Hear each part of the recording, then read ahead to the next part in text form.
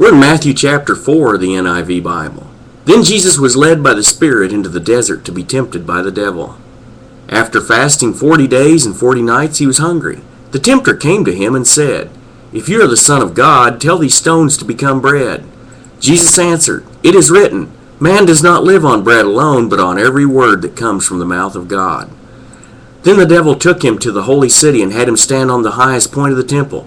"If you are the Son of God," he said, "throw yourself down, for it is written, He will command His angels concerning you, and they will lift you up in their hands, so that you will not strike your foot against a stone." Jesus answered him, "It is also written, do not put the Lord your God to the test." Again the devil took him to a very high mountain and showed him all the kingdoms of the world and their splendor. "All this I will give you," he said, "if you will bow down and worship me."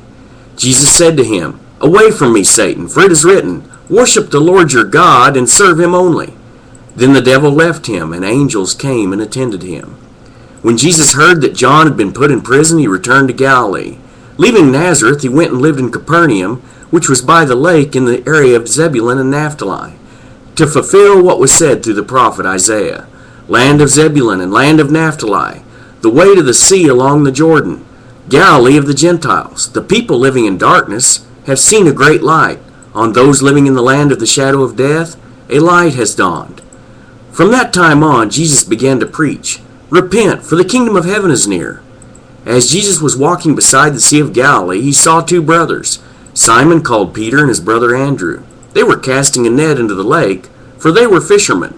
"Come, follow me," Jesus said, "and I will make you fishers of men." At once they left their nets and followed him. Going on from there, he saw two other brothers, James, son of Zebedee, and his brother John. They were in a boat with their father Zebedee, preparing their nets. Jesus called them, and immediately they left the boat and their father and followed him. Jesus went throughout Galilee, teaching in their synagogues, preaching the good news of the kingdom, and healing every disease and sickness among the people. News about him spread all over Syria, and people brought to him all who were ill with various diseases, those suffering severe pain, the demon-possessed, those having seizures, and the paralyzed, and he healed them. Large crowds from Galilee, the Decapolis, Jerusalem, Judea, and the region across the Jordan followed him.